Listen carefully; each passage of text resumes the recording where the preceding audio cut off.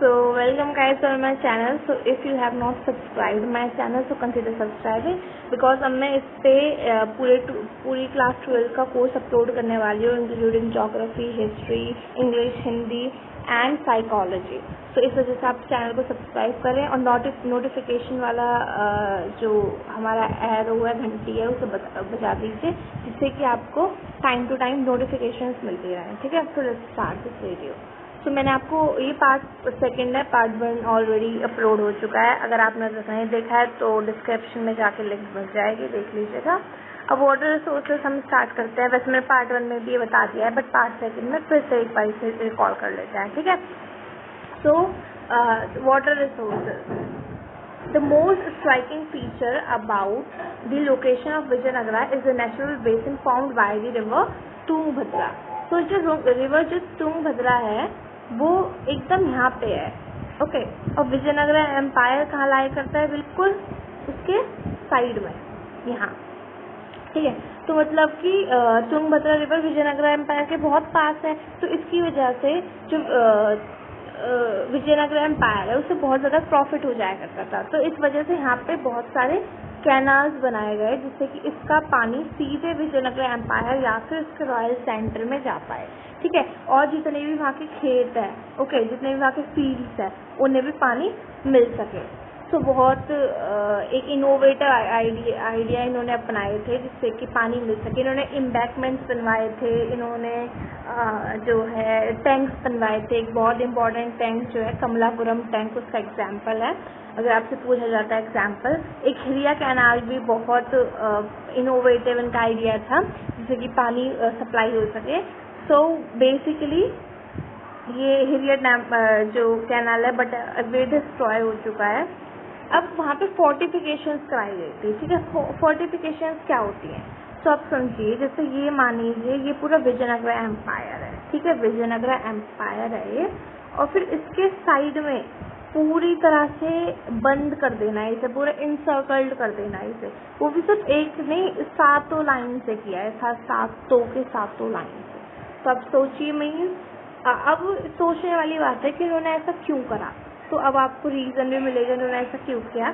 तो अब्दुल रज़ाक एक एम्बेसडर थे जो कि पर्शिया के रूलर के द्वारा भेजे गए थे। ठीक है, तो उन्होंने नोटिस किया कि there were 7 lines of fort, ठीक है, जो कि इंसर्कल्ड कर रही थी विजयनगरा एम्पायर को। तो सिर्फ और सिर्फ वो रॉयल सेंटर को, बेसिकली राजा क्या करते हैं अपने महल के आगे फोर्टिफिकेशन कराते हैं, बट यहाँ पे ऐसा नहीं था। महल के आसपास भी फोर्टिफिकेशन थी और आपकी जो फॉरेस्ट वहाँ की थी और जितने भी हिंटरलैंड थे, एग्रीकल्चरल लैंड थी, उन सबके आसपास भी जो है फोर्टिफिकेशन थी। आप सोचिए, ऑर्डिनरी लोगों के आसपास भी फोर्टिफिकेशन थी। ठीक है, सो और कोई भी मोर्टार या फिर सीमेंटिंग एजेंट वहाँ पे नहीं था। अब मोर्टार और सीमेंटिंग एजेंट क्या, जैसे आप मानिए ये एक रॉक है, ठीक है, दूसरी रॉक इस शेप की है, एक रॉक इस शेप की है, तो ऐसे धसा धसा के वहाँ पे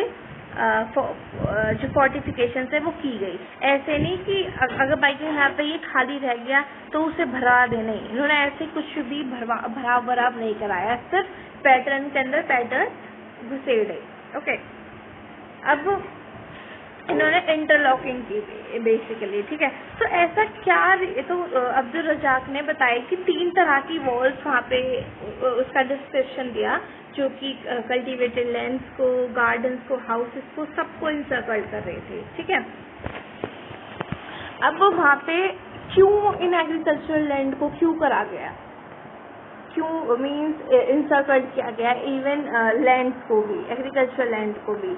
तो उसके रीजंस हमें मिलते हैं कि एक तो इसीलिए क्योंकि वहाँ पे जो मिडिवल सीजेस होते थे ना, जो लोग लाइक किसानी के ऊपर हमला कर देते हैं, उनकी क्रॉप्स के ऊपर हमला कर देते हैं। ठीक है, तो वो बहुत मीन्स फिर उसकी वजह से बहुत प्रॉब्लम्स आती हैं। पूरी सिटी को भूखमरी से जूझना पड़ता है, किसानों को भूखमरी से जूझना पड़ता है। ठीक है, तो इस वजह से क्या ज़्यादातर तो लोग ये करते हैं कि लार्ज ग्रैनरीज बनवा दी।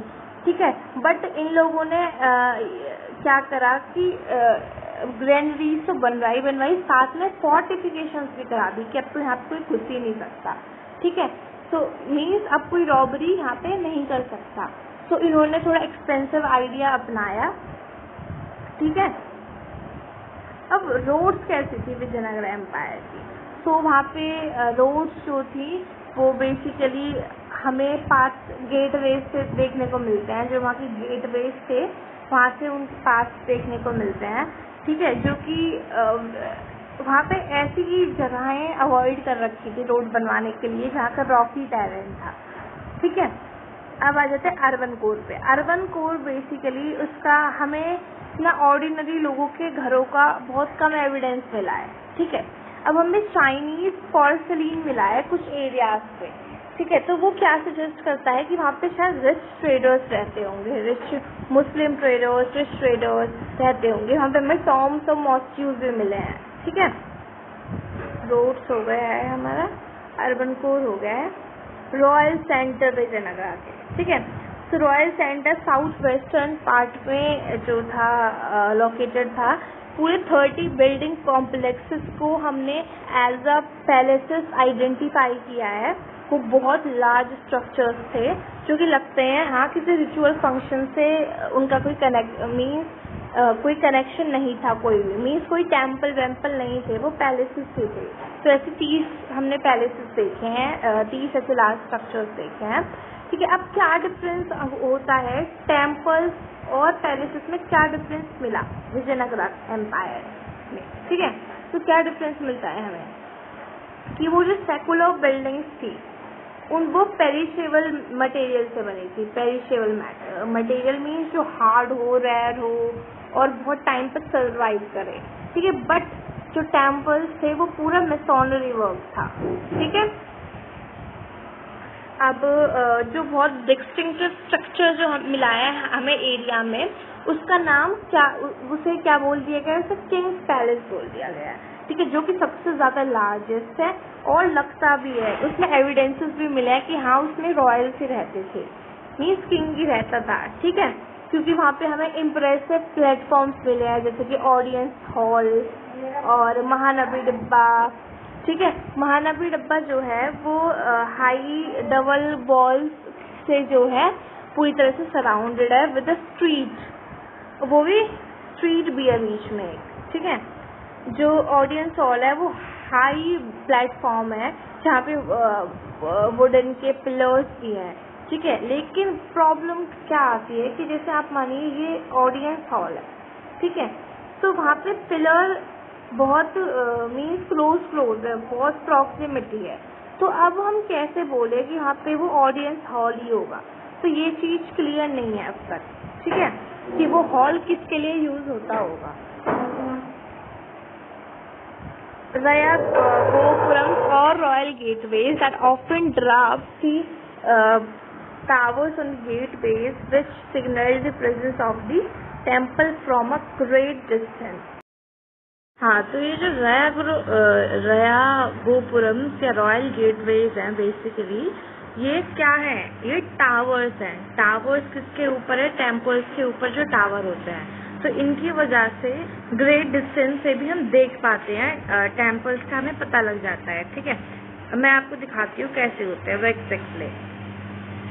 मानिए ये टेम्पल है, ओके। तो उसके ऊपर कुछ ऐसे स्ट्रक्चर्स पाए जाते हैं, स्पेशली ये होते हैं हमारे साउथ की साइड, ऐसे है ना, ऐसे स्ट्रक्चर्स होते हैं। तो ये बेसिकली साउथ की साइड ज़्यादा देखे जाते हैं। अगर आपको देखने हो तो रुकिए, मैं आपको दिखाती हूँ कैसे होता है गोपुरम एक बार। तो गोपुरम एग्जैक्ट ये रहे, देखिए ऐसे होता है एग्जैक्ट गोपुरम जो होते हैं। देखिए आप इसमें, जैसे मैंने आपको बताया था अभी थोड़ी देर पहले कि ये ऊपर इसके ऐसे टावर होता है ना, और ये नीचे जो होता है टेम्पल होता है, ठीक है। अब इसकी वजह से क्या रीजन है कि ये बनाया गया है? तो अगर बाई चांस कोई पर्सन दूर भी है तो उसे ये चीज दिख जाएगी, उससे ये चीज क्या दिख जाएगी? उसे तो दिख जाएगा कि टेम्पल है यहाँ पे इतनी दूर से भी, ठीक है। तो अब आपने स्ट्रक्चर देख लिया। अब बेसिकली ये क्यों बनवाए जाते थे, तो मैंने आपको बताया कि इतनी दूर से कि किसी को दिख पाए इसलिए, ठीक है। टेम्पल है यहाँ पे, और ऊपर से किंग की पावर शो करने के लिए, ओके। और बेसिकली बहुत स्किल्स लगती थी इन्हें बनाने के लिए। तो अभी हमने देखे महानबी डब्बा के बारे में देखा, हमने ऑडियंस हॉल के बारे में देखा, हमने गोपुरम्स या गेटवेज के बारे में देखा। अब हम देखेंगे दूसरा feature, that is mandapas, ठीक है। Mandapas pavilions and long pillared corridors, जो कि श्राइन्स के आसपास ही होते थे, वो भी कॉम्प्लेक्स, टेम्पल कॉम्प्लेक्स के अंदर अंदर एक मंडप होता था, मंडप, ओके, जो कि पिलर्ड रहता था पूरी तरह से। तो एक ये हो गया इम्पोर्टेंट जो हमारे एक्सपेक्ट है। अब तीसरी चीज क्या आती है, आठवीं चीज क्या आती है, चेरियट स्ट्रीट, ठीक है, जो कि टेम्पल के गोपुरम से लेके एक स्ट्रेट लाइन में थी पूरी तरह से, ठीक है। ये स्ट्रीट जो थी ये paved with stone slabs and lined with pillars pavilions in which merchants set up their shop. तो आपने देखा होगा बहुत बार टेम्पल्स के बाहर शॉप्स वॉप्स होती हैं, ठीक है। तो ऐसे ही वहाँ पे क्या था कि उन स्ट्रीट पे वहाँ पे स्टोन स्लैब्स थी, वहाँ पे पूरी तरह से पिलर्ड पैविलियंस थे जिसपे मर्चेंट्स अपने शॉप को सेटअप करा करते थे, ठीक है। अब विरूपाक्षा टेम्पल, विरूपाक्ष टेम्पल जो है वो 9th to 10th सेंचुरी के अराउंड बनाया गया था, और उस हॉल के फ्रंट में श्राइन थी जो कि किसने बनाई थी, कृष्णदेव राय ने। तो पिछले आपने पार्ट फर्स्ट में कृष्णदेव राय के बारे में पढ़ा था, सबसे important ruler of the Vijayanagara empire, तो उन्होंने बनाए थे, okay.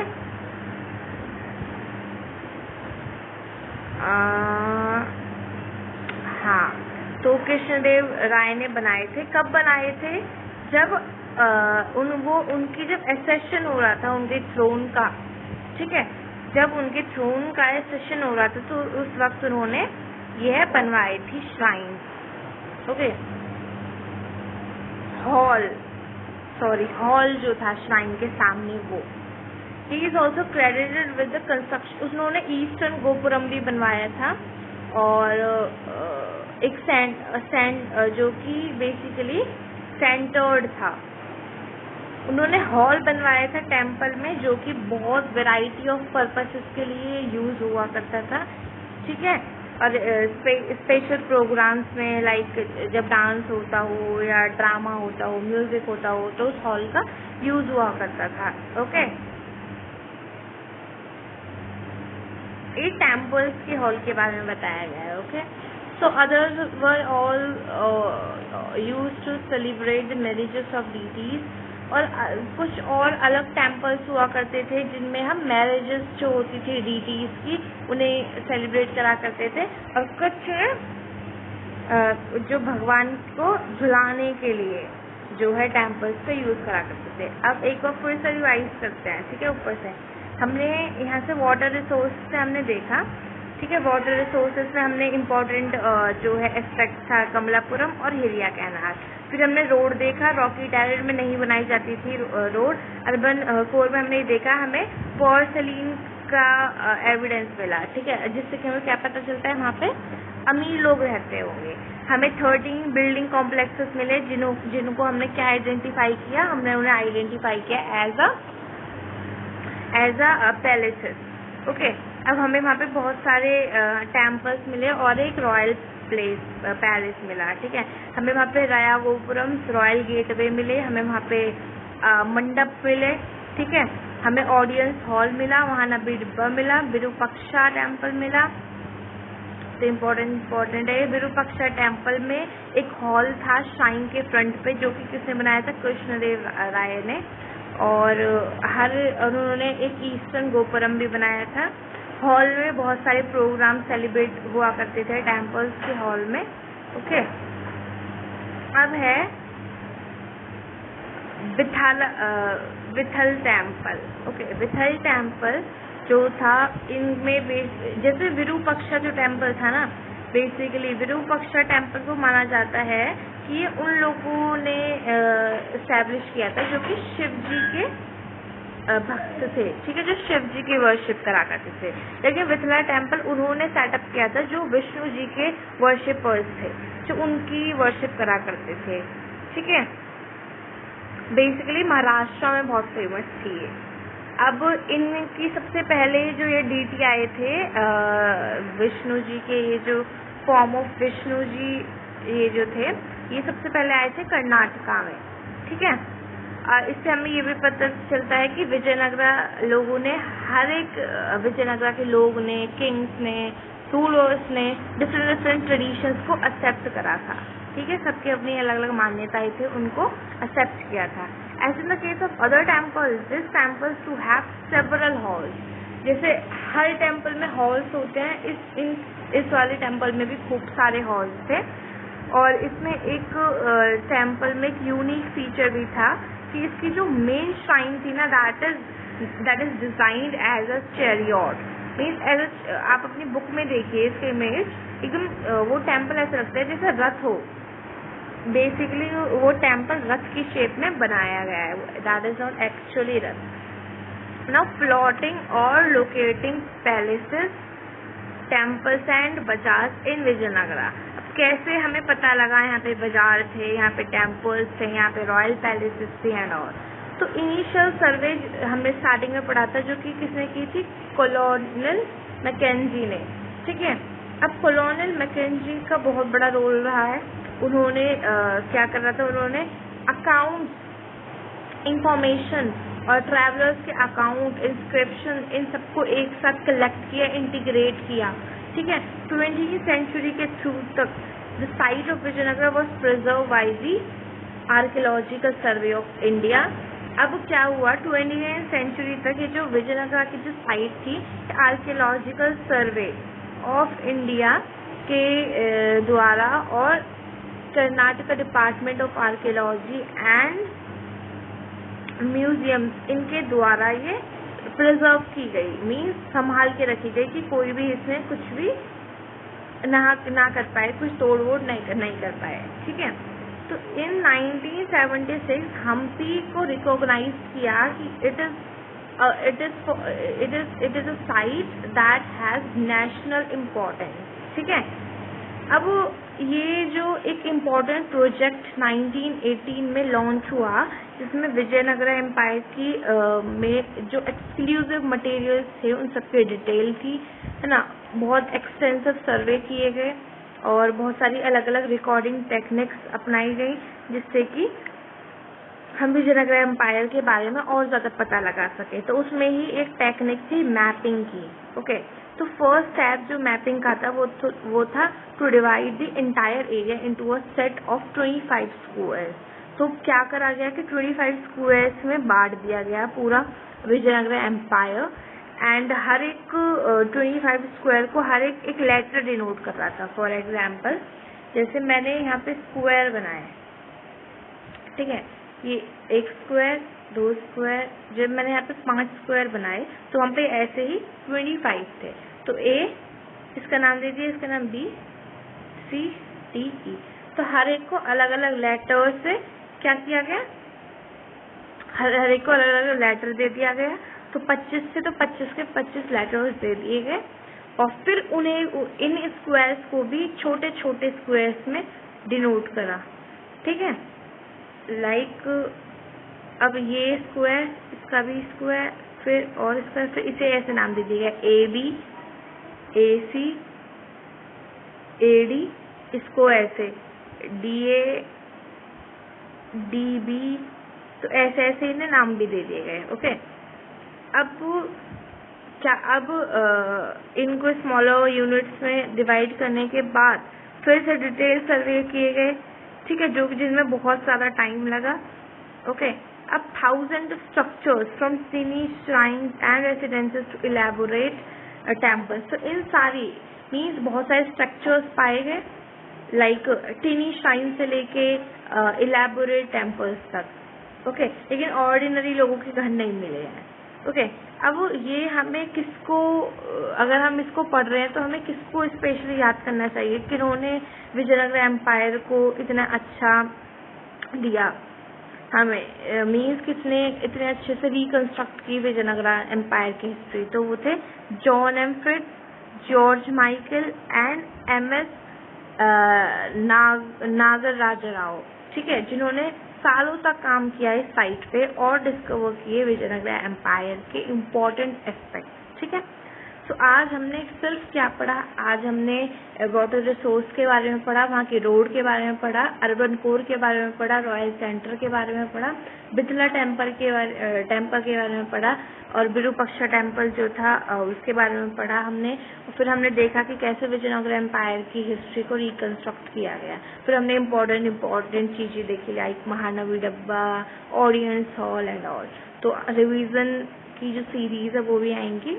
So don't forget to hit the like button and subscribe this channel.